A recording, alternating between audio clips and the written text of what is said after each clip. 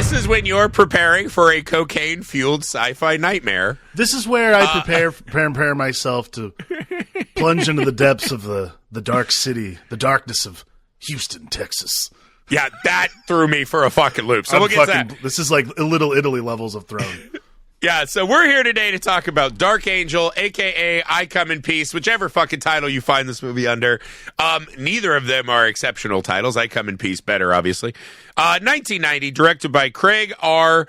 Baxley. So this blew me in Alex's mind. Jack Caine, Houston cop, human. What's he up against? Isn't. Get it? It isn't. That's just bad sentence writing. What he's up against isn't. Right? There's no question. It's just wrong. Yep. I did not realize this movie starring Dolph Lundgren was set in Houston, Texas, because I was like, this is clearly 100% Los Angeles, California in my brain. This is set in Houston. So Sam picked this. This is a very Sam movie. Sam also in our draft that's coming out this week, he talked about a Christopher Lambert joint I had never seen, Mean Guns. So I've been watching a lot of Sam movies. This is a very Sam movie. So the setup of this... Oh, I didn't even finish reading this synopsis. Jack Caine is a Houston vice cop who's forgotten the rule book. His self-appointed mission is to stop the drug trade and number one supplier, Victor Manning. While involved in an undercover operation to entrap Victor Manning, his partner is killed and a sinister newcomer enters the scene. So this is essentially another one of these amazing things we did in the 80s. So the 80s is we started to get these real beefed out action stars. I feel like the number one genre we were crossing action with was Predator. Or not Predator, but science fiction. A la Predator, a la Running Man. Arnold was in a lot of science fiction action movies, right? Yeah. This is the not as good version of that, but this is one of those movies that is so clearly riffing on the Arnold sci-fi action genre, right? Because Arnold, I think, in a way that Stallone never did, went really sci-fi. Stallone pretty much had Demolition Day. Yeah, I wouldn't even call Judge Dredd sci-fi the way that they did it, but it was really Demolition. Stallone went like action comedy, like a lot harder than action comedy. Like big time action comedy guy. I think someone told Stallone he had the chops, and so he went with it. Well, when you win an Oscar on your first movie out, not for acting, but when you talk like this and you say funny words, it's kind of funny. Yeah. My name's Oscar Provolone. He has such a weird dude. The movie he's at, what is it, Rhinestone? He's in that one where he's saying, I'm a monster. He's like singing songs and shit. And I was like, dude, Sly, someone really needed to be in your corner and be like, I know that first one was just a fucking moonshot to end all moonshots. Bring it down a notch. Let's focus in on what we're actually good at. Neither here nor there. Dolph Lundgren became famous from a Stallone movie. Actually was on his way to get his PhD in chemical engineering, I believe, at MIT. Did not go because he was cast as Ivan Drago, right? The massive Russian in Rocky IV, which other than the first one is clearly the best Rocky movie, right? Most people would tell you they'd rather watch that one. Part of it is because Dolph Lundgren is transfixing. You cannot take your eyes. He is the perfect 80s villain, monstrous, behemoth, beautiful action star. Is pretty great. It's just between that and then, clearly Brigitte Nielsen. Oh, Brigitte too, dude. She was with Stallone, I think, right after. Anyways, that movie's just fucking amazing, Rocky IV. So Dolph Lundgren starts trying to go out and become his own action star, right? He's in a handful of movies. This is one of my favorite of Dolph Lundgren's turns. Not even that the movie's so good. I do think Dolph Lundgren is exceptionally fun in this movie. Well, this was like his big reason for doing it, too. Yes, he's really riffing on Arnold. He's like, I know what I want to be. Like, I'm obviously like a 6'3" to 5" guy. I'm massive. So instead of just being the like impervious tank, he's really trying a lot to be that kind of funny, charismatic Bruce Willis type almost. And I thought he did a pretty good job. And my wife was watching and just goes, damn, he's a real pretty boy. And I was like, that's weird. I've never heard that about Dolph Lundgren, but I also agree. So Alex, what do you make of Dolph Lundgren's turn here? Is Jack Caine? I mean, he's doing his best Stallone in an action comedy impression. I don't have a problem with Dolph Lundgren in this movie. This movie is like two movies they put into one, because there's two stories going on that have nothing to do with each other until, like, I don't know, approximately like 3 minutes at the end, and then you're like, okay, I guess that's the end of that movie. But wait, like, to be clear, we did not pick this movie specifically to shit on David Koepp again. We did not. Yeah. Okay, so this is an uncredited David Koepp, right? He asked to be credited as he was credited as Leonard Mass Jr. I don't know why. I'm sure that's his nom de plume. But Cancerous Mass? Yeah, I don't know. Also, by the way, I don't know if we mentioned this. This was Slam's birthday pick. Sam Price, yes. Of course. Sam Price, Misfits. Legend, yeah. Wanting to make sure we got that on record here. I do not have a problem with Dolph Lundgren in this movie. He does so much with absolutely nothing. So he's much. Actually, and here's the thing with Dolph Lundgren, I have to say this about this movie particularly, and I never thought I'd say this about a Dolph Lundgren performance, but he's doing most of the heavy lifting, like a shocking amount. No doubt. See, like a shocking amount. This is the thing Arnold learned so early and was great. You surround yourself with great character actors, right? Like a great example of what this movie needed so badly is a Kevin Pollak from End of Days, right? Place someone next to Arnold that can do the kind of things in the comedy, and let Arnold just be the fucking Titanic force in the middle of the movie. Mm-hmm. In this one, they try that method. I would say whoever is playing our by the books buzzcut FBI agent is just not quite up to snuff. He's essentially, this is the weirdest, it's a very minute reference, but if you remember Reese from The Newsroom, right? Yeah. It's essentially Reese from The Newsroom, but like with an FBI badge, and it sucks. And I hate this guy. By the end, his comedy's starting to come out a little more as he's had more time with Dolph. Like, it works a little better as the movie gets absurd, but Dolph needed that side piece, right? But that sounds weird. They're not fucking each other. But he needed someone to help him out a little bit in this regard. Well, it's like between him and Betsy Brantley, look, this is not a two-hander movie. This is Dolph Lundgren just trying to do Dolph Lundgren things. I think the hardest thing about this movie is that, again, I don't think Dolph Lundgren's a bad actor at all. I mean, I'm not a good actor, so I can't judge. But I'll say this. I don't know if he's I see what he's trying to do, and I see the attempt. I don't know if this was the movie to do that with. Because, again, the other thing, Betsy Brantley and his name is Brian Benben, the hard-nosed FBI guy. What is he, from fucking Peppa Pig, Brian Benben? Oh, Daddy Benben's back. No, sorry, that was rude. Sorry, Brian.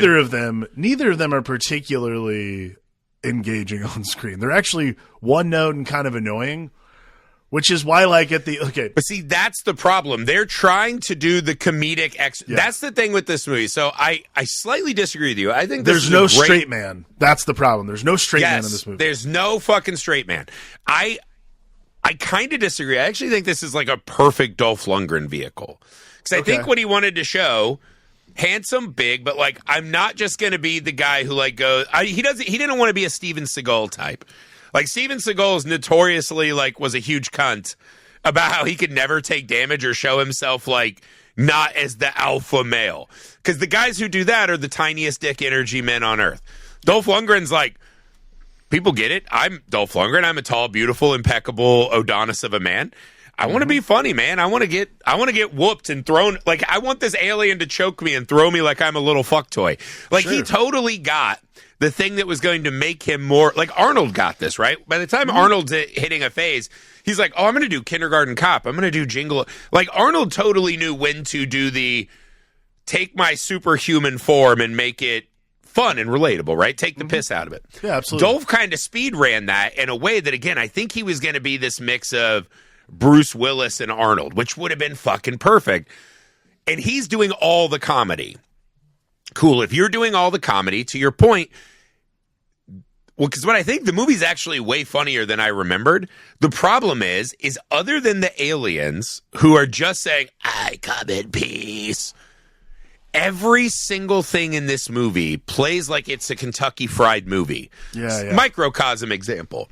They go to see his friend who is the scientist at the community college who's going to tell them about the magnetized murder disc, right? Why not? That guy's sitting there like he's a Ren and Stimpy character, and he's like, yeah, American coffee fucking sucks, no caffeine, woo!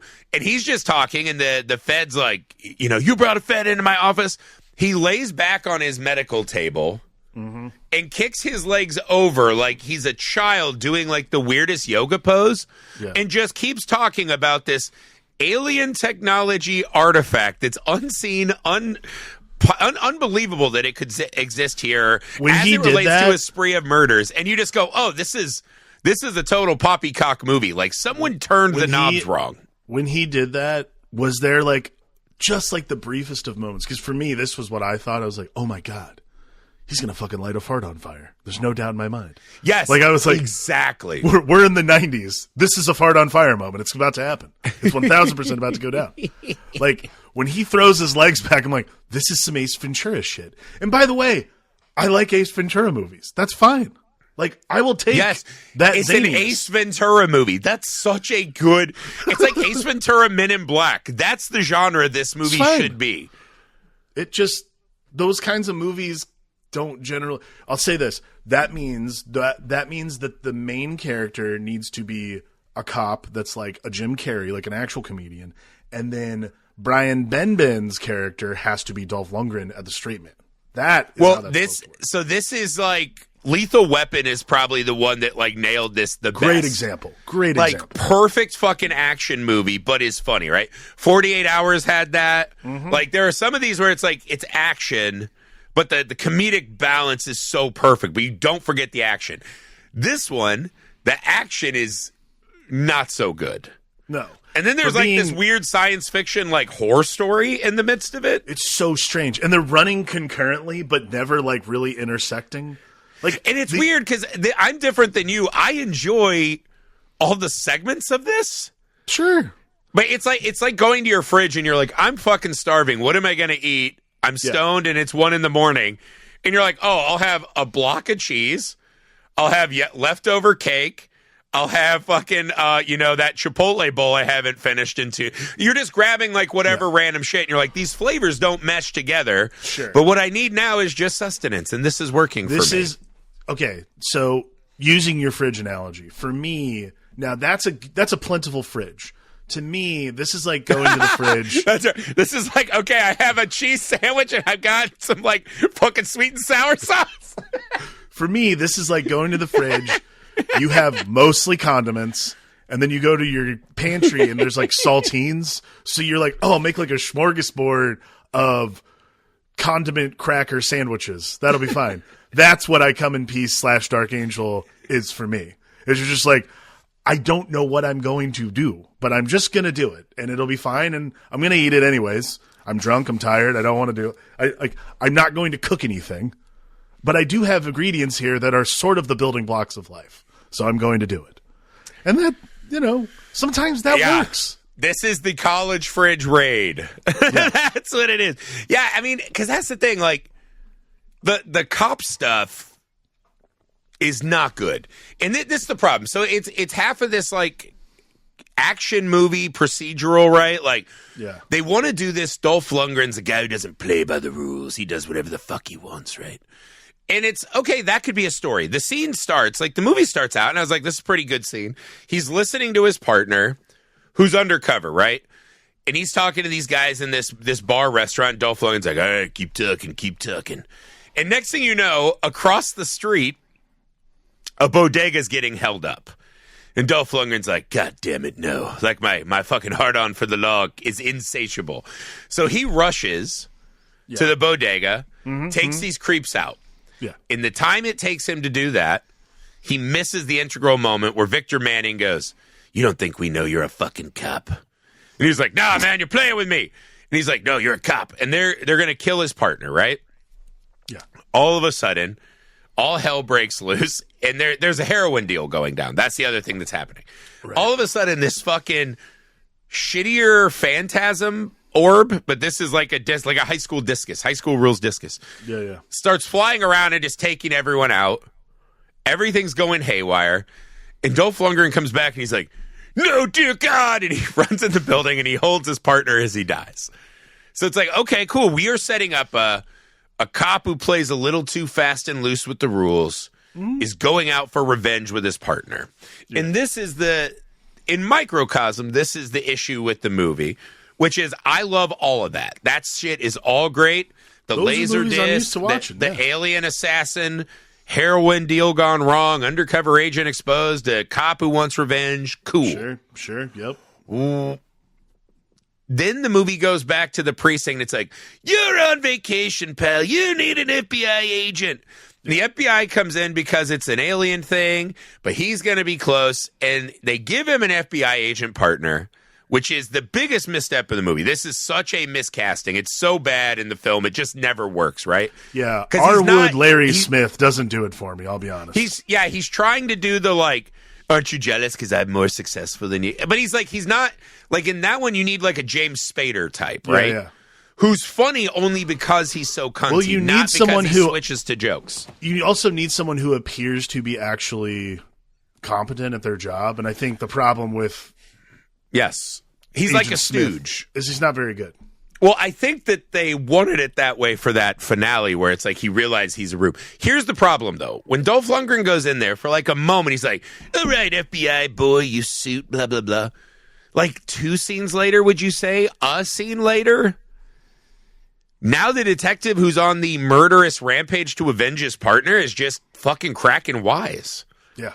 Like, it doesn't seem like he cares about that important inciting incident in any way, shape, or form. Okay, that incident, here's the thing. That incident happens, and then, because, the discus thing, the I come in peace, the whole thing happens. Cool. You're like, okay, this is the movie. Like, an in over his head local, apparently Houston cop teams up with Predator the FBI. 2. It's literally the exact same movie as Predator 2. Fine. Like, I'm on board. I will watch this movie. Of course I'll watch this movie. It's fine. Like, I'm going to sit here and watch this. However, neither of those things seem to precipitate one another, and it's just like, I don't know. Well, who cares about whatever this disc thing is or however these people died, whatever that thing is in their chest, like the little hole in their chest, whatever. Like, there's no concrete way to merge these stories, so they stay diverged like the entire movie. Because that was my thing. Right when they cut to the aliens, and it's these giant, like, glossy-eyed aliens, and he's shooting people in the tits and, like, injecting them with drugs, but it takes like 5 segments of that, of him shooting the thing into someone's boob. Like there's an old man with hairy tits, right? And he shoots him in the chest with it. Yeah. And it's like, okay, we get a flash and you're like, why is he injecting drugs into that guy? The next time he injects someone with drugs and then hits him in the face really hard. And you're like, okay. Yeah. And then there's a third one where it's tits, punch, but we see that it's actually a giant spike. And then there's a fourth one where we see that the giant spike is actually draining it back into his thing. And it's like, okay, but why? What is happening? Yeah. And then there's like a 5th scene where they go, I see what's happening when your body is high as shit on cocaine. Endorphins release. And what we really need is the endorphins, this like endorphin soup. And somehow, like on Earth, we can't get those. Right. But for an alien species, it's easier for them to travel to Earth in a way that we never fucking find out how they travel here, really. So he has to steal heroin from armed gangs to then inject it into us, to then pull the soup from us, to get literally like a spirit gum size vial of this thing, which is worth so much. And they're like, if he makes it back to that planet, they're going to have a rager, right? And everyone's going to be like, that was the best high I've ever had. They're coming back here and slaughtering us like sheep. And I was like, this is such a wild this is like roundabout. That's the thing is like because you can kind of see in the script, like you kind of see what David Koepp's trying to do is like, okay, it's like a metaphor. I'm like, no. I understand what metaphors are, David Koepp. I get it. I don't understand this metaphor. Metaphor, though, isn't very good. And we have a problem here because, like... It's not even a mixed metaphor. It's just... You're just like, heroin, heroin. The same. Like, got it. Like, so that's the thing that was, like, halfway through the... Because, like, again, when you start the movie, you're just like, I'm along for the ride. I'll go for this. Once they explain what's actually happening, which is literally... I finished the movie. I finished the movie. I walked upstairs because Andrea. This one was one she would not watch with me. She was like, how was the movie? I was like, okay, I'm going to explain this to you. Aliens, drug dealers, come to apparently America, because we have a lot of drugs here. Alien Houston, Texas, which, by the way, didn't know this until we started this pod. Yeah. That cannot be in the top 100 best cocaine places on Earth. Cocaine and heroin hotspots. So let's go down the list. L.A., especially in 1990, L.A., Miami, New York. Oh, I forgot. It's not even cocaine. It's heroin. Yeah. It's heroin. What? So L.A. for sure. Like New York, London, Paris. Where there's are a models? missed Go where models were. There's a huge missed opportunity in 1990 that could have tied in the entirety of Motley Crue and just like lost. Like, come on. You could have done this. Nikki Sixx had the heroin at that point. Just do it. It's fine. Anyways. The alien drug dealer would have just found Nikki Sixx and just been like, dear this God. Guy, I am bringing this entire person back to my planet. He would have looked like the first prospector who pulled that plate out of the river and was like, holy shit, it's all gold. It would have been that scene. It would have been that scene from There Will Be Blood where Daniel Plainview holds his hand up to the light. Yeah. I drink your milkshake. I drink your milkshake. I swear to God. Dry, and then Nikki Sixx is just like a desiccated corpse in the corner. And they're like, we're going to be high forever. Girls. Yeah, absolutely. But this is the thing where it's like, people probably don't want to watch either part of this movie on their own. Yeah. Like, Dolph Lundgren wants to do a fun... Like, the genre always is a helper, right? To something that feels sci-fi, generic... Right. Without the sci-fi, it's just hard-boiled cop stuff. And without... Well, this is the thing, yes, because fucking, like, I would say that was the difference with Seagal and Van Damme, is a lot of their movies felt very generic, because they were just doing, like, you know, punchy martial art things, whatever, right? Until you get... And then you do something like Time Cop, and everyone's like, oh, okay, cop and time travel, that's cool. Sure, yeah. So the genre is always there to add that extra element, right? Like Total Recall, obviously. There are examples of this that are great. The problem is the sci-fi ad on this one is so fucking the lift is pretty hard. Like, yeah, because it's like, so they're coming here to just give us drugs that make their drugs a little different. Intergalactic drug dealers are coming to this world to take our endorphins, which apparently are like, you know, intergalactic heroin, take it back to their planet to make all of those people drug addicts. And therefore, because and then like they'll have to keep like it's like American Gangster, where they're just going straight to the source, and they're just gonna have to keep going back.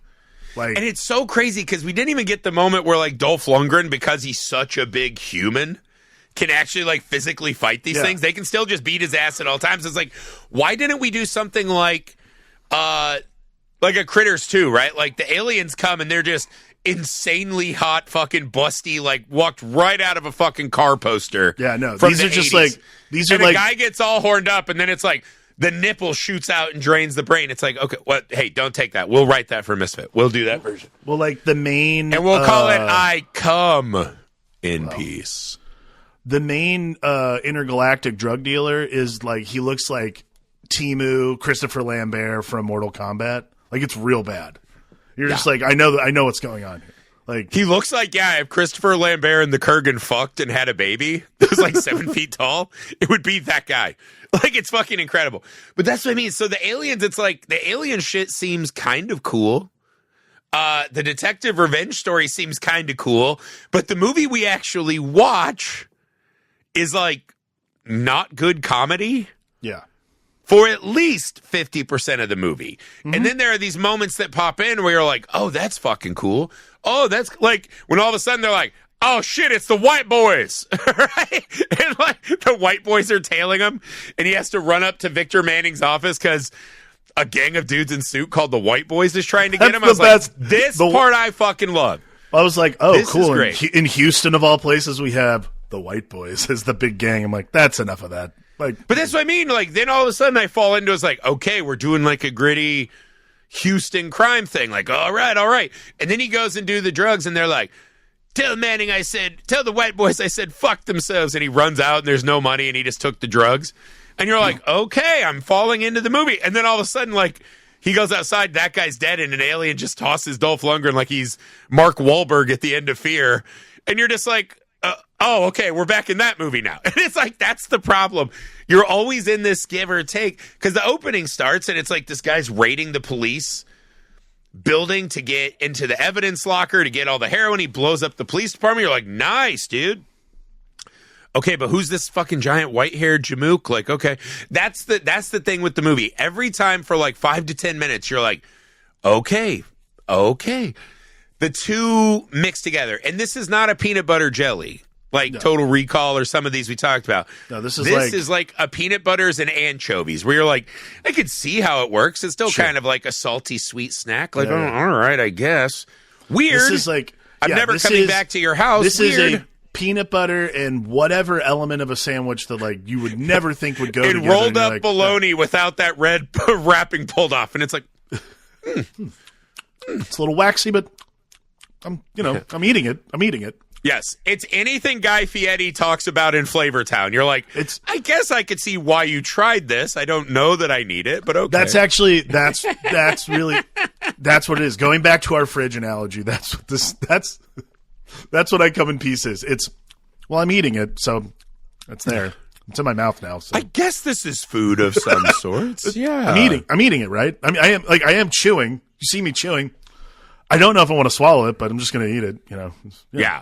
I don't know. I mean, to me, the thing in the movie that you're like, they didn't even have the Dolph Lundgren like good showdown. The finale is such a like, because this is the thing. I actually thought the part was pretty cool when the little buddy, they're like firing him, and the FBI is like, we got this now. It's all good. Yeah. And he's like, you fucking scum. And he fucking yells at the FBI guy. The FBI rides with him. And the alien cop is now full of marshmallow fluff, like he's from the back rooms, right? And they're driving down the road. And he's like, help me. Like, I make a promise that you'll kill him. And we learn in the movie that once Jack Caine makes a promise, he never, ever breaks it. Never breaks it. Never breaks it. And so he's like, okay, I got to go, get this guy now. And his little FBI buddy has the big alien gun, and he's like, no, man, not now. Like, they took the disc, and we find out that little fucker was the one who stole the disc, right, and beat up the lab tech who was doing yoga farts in his face, which makes sense. And they're just like, whatever. And he goes back to his boss, and he's like, this is going to get me my promotion. Like, I'm part of that squad. And he goes back, and Dolph Lundgren even tells him, he's like, he's going to give you some bullshit about to make an egg, you got to break some arm. And the boss is like, well, we got to kill Jack Caine because, he's a troublemaker. Mm-hmm. And he's like, this alien tech is super valuable to the government. And he's like, what? They're killing people. And he goes, well, you can't make an egg without breaking some omelets. And little FBI guy goes, dear God, Jack Caine was right. And the FBI guy's going to fucking shoot the little minion. Yeah. Until Dolph Lundgren shoots the FBI guy. This is another thing in the movie. The movie ends where they're all like, let's go on a threesome vacation to like Cabo. And I was like, the ending of this movie did we is not my just favorite see part Jack of the Caine? movie. Jack Caine literally just put a bullet in one of the highest up guys at the FBI who now knows that we just lost billions of dollars and global domination and alien guns.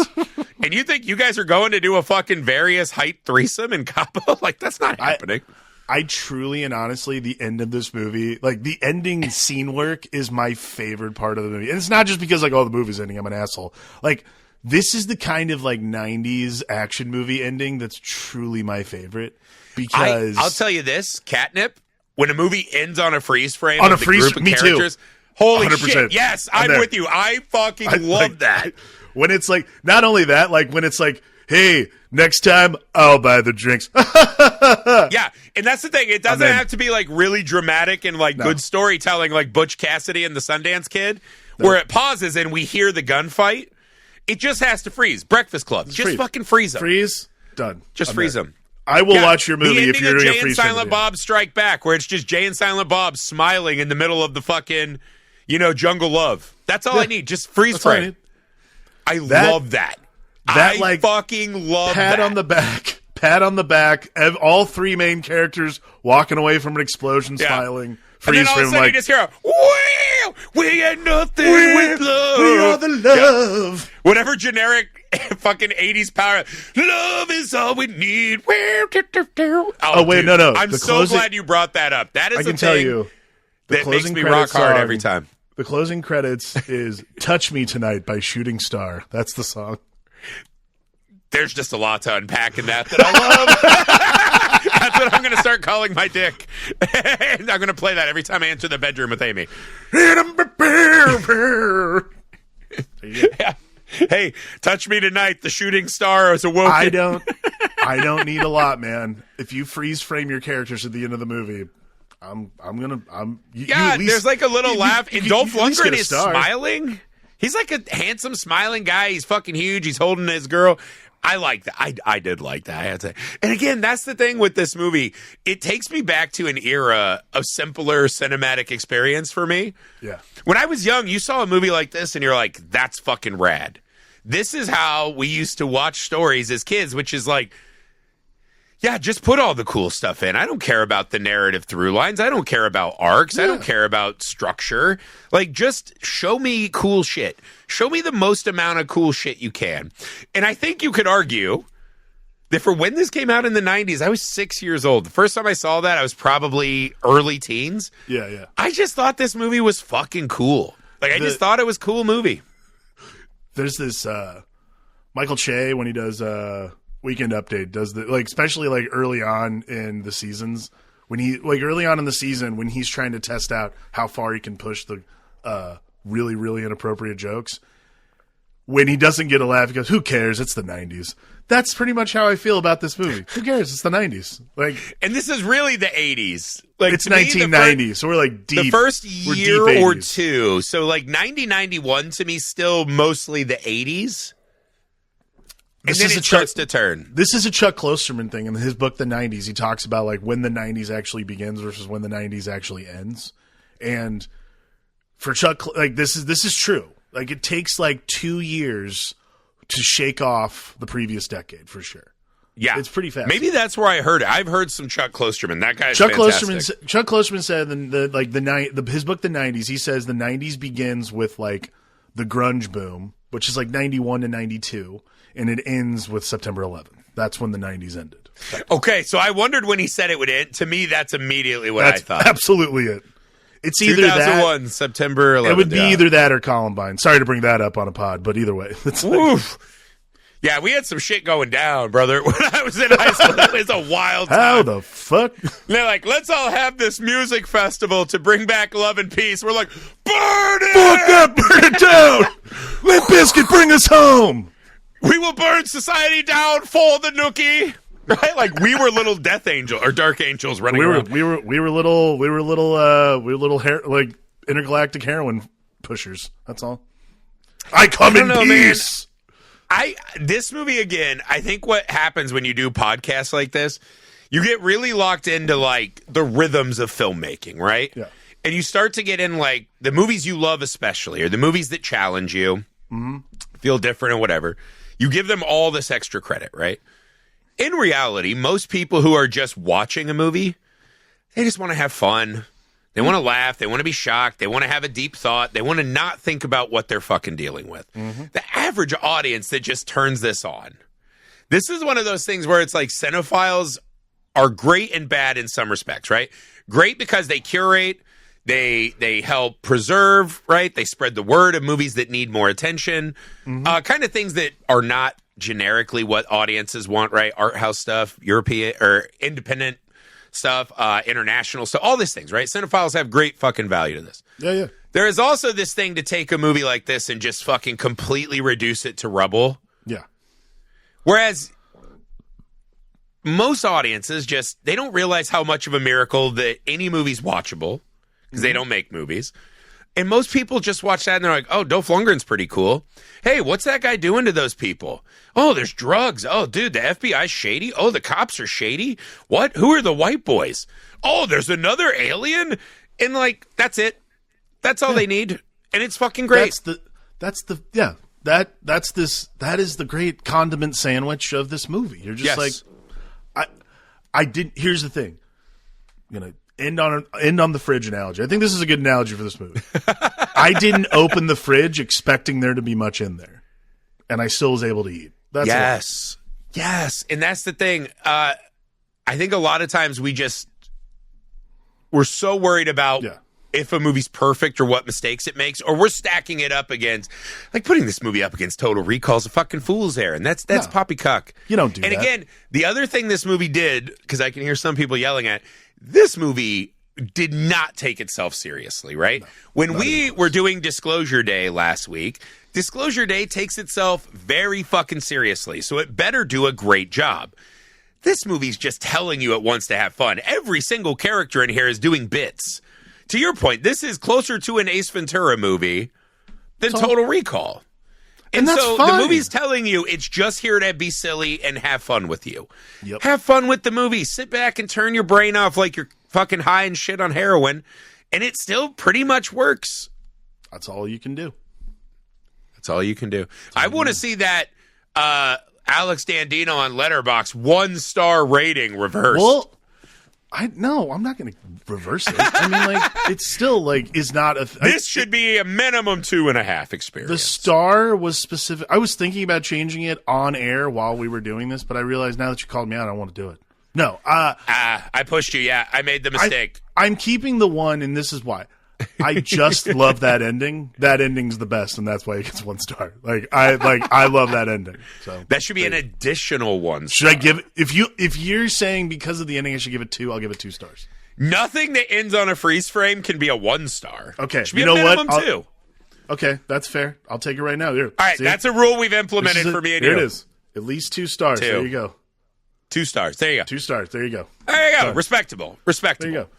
I mean, 1 stars are like the offensively bad. Yeah, that's true. This was not very good, to be clear, but like it does end on a freeze frame, and I can't hate it. That's fine. Again, it's like when you find yourself at like Burger King, and you're like, "Why are these still a thing?"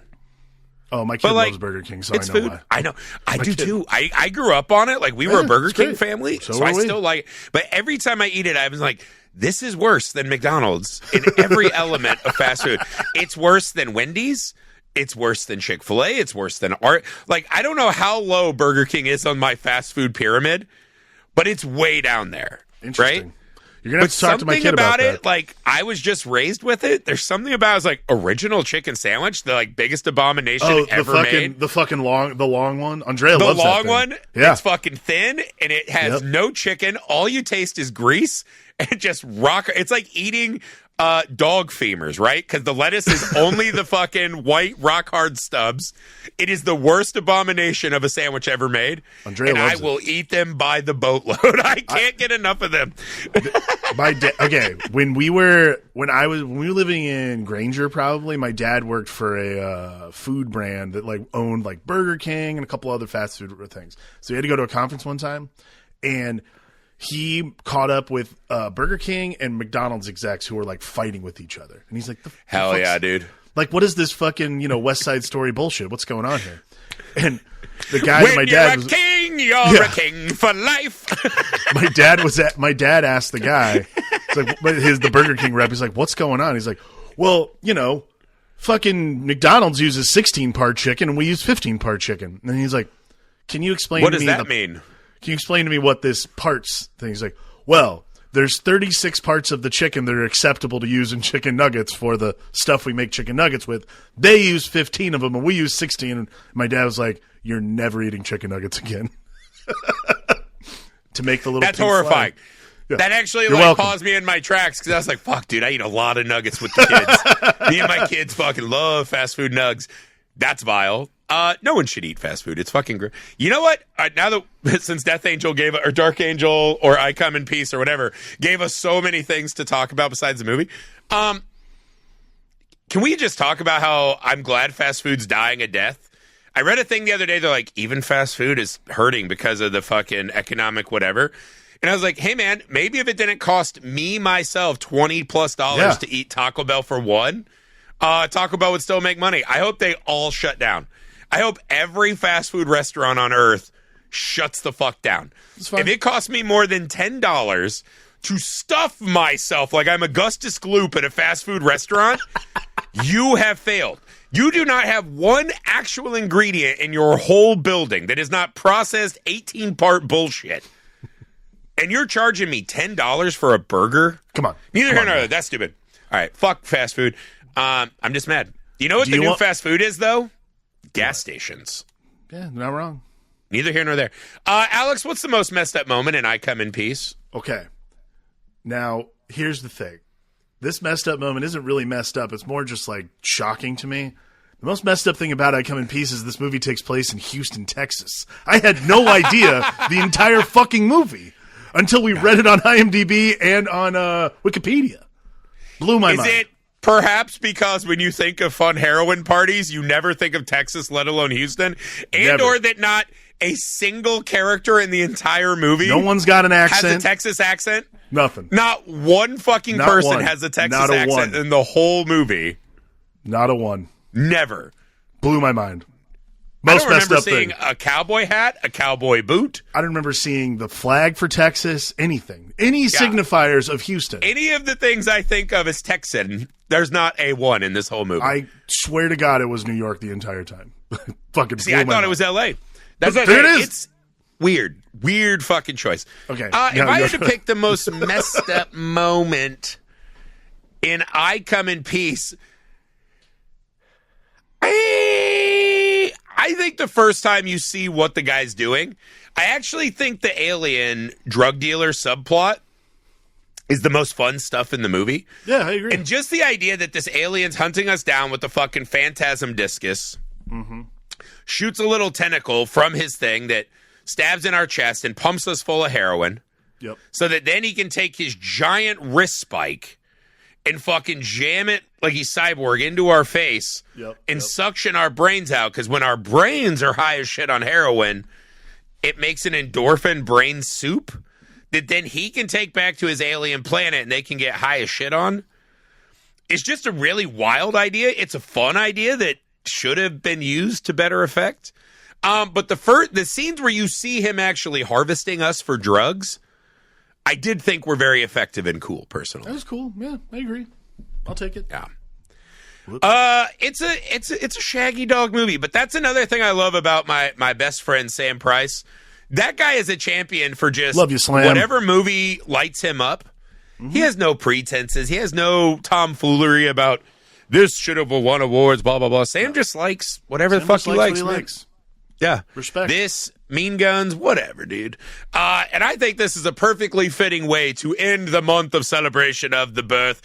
So we are very excited. Alex and I have decided next month, our curation is going to be all faux horror. So we are going to go through faux horror classics for 5 Wednesdays in a row. We will be starting with 2 of the kind of unholy trinity of folk horror that we have not covered yet. Blood on Satan's Claw and Witchfinder General. We've obviously already done The Wicker Man, 'cause it's one of my personal favorite movies of all time.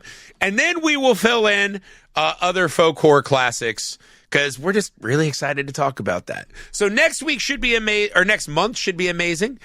We have a Patreon exclusive this month that we're very excited for. Make sure you go to Patreon. Find the Messed Up Movies podcast, the best way to help support, grow the show. Make sure you're subscribed to Misfit Parade on YouTube so you can see video versions of everything we're doing. And listen along to our Keepers of the Crypt, Tales from the Crypt companion podcast, now that that's all out on Shudder. Make sure you go to Indiegogo and type in Mr. Cream Jeans. You are running out of time to get the perk where you can join the podcast and do a Messed Up Movie draft with any of the hosts here at Misfit Parade that you want to take on in cinematic battle and help us get our first movie out into the world. Thank you in advance. We'll see you next time. Bye.